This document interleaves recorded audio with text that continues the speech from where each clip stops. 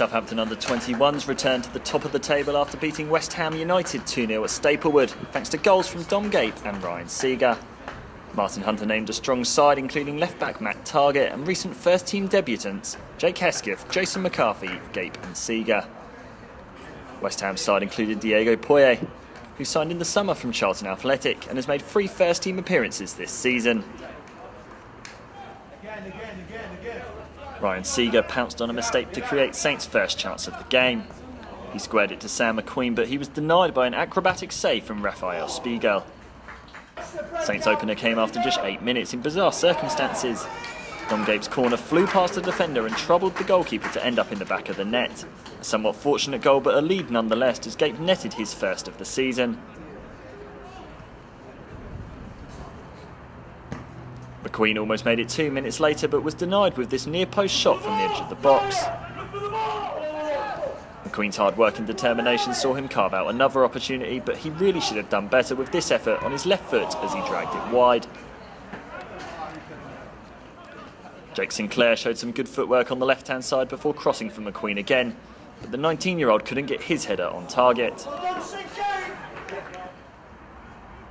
Saints got lucky when Reece Oxford attempted the acrobatics from this corner, but Jason McCarthy made a strong block to deny the Hammers defender.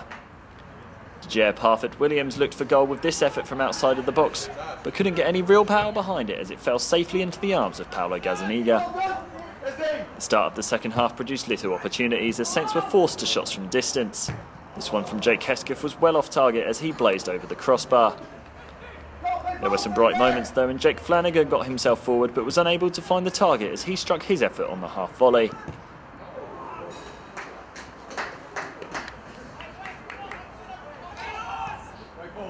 Jordan Brown got in good space down the left wing but was caught by Bevis Mugabe, and as the West Ham striker turned inside, Mugabe was able to get a foot in and see the ball clear.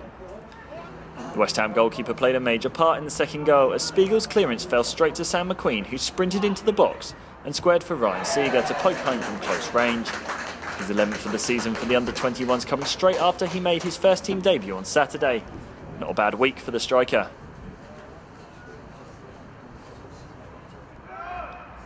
McQueen got himself in a position to cross very late on in the game, but flashed the ball across goal just out of the reach of Lloyd Isgrove, who couldn't connect.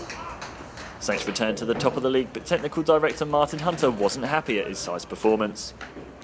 Well, delighted to win, but the performance that's as poor as we've played in the last 2 seasons. Very poor, a bit lacklustre, nowhere near the levels that we'd want, which is a bit of a complex thing. When you get 3 points and win 2-0, you'd expect to be delighted. But the standards that we set ourselves and the players set themselves was not at our level today, unfortunately. You did get a clean sheet though today. That must be a positive that you can take from the game. Well, it is. I mean, I've just spoken to Paulo after the game. He's actually not had one full-blown save to make in 90 minutes, so that's a positive. But we never got going. We had no rhythm. We had no devilment in our passing, and the number of times we gave the ball away cheaply was too numerous to count. Why do you think that was today, that you perhaps never reached the level of performance that you'd have liked to? I don't know. We've just had a chat with the players on that.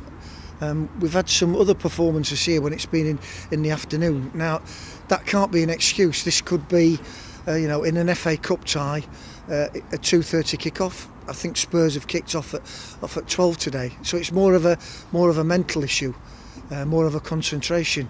Not through the lack of effort, not through hard work, but we need to look at that. It wasn't your typical top versus bottom game today. West Ham did make it quite difficult for you at times. No, they were technical. They changed their system of play 3 times and moved the ball well, but we knew that. And as I said to you before, we don't view the games like that as top v bottom. Once you start doing that, you certainly do get complacent, and then you're in for a rude shock.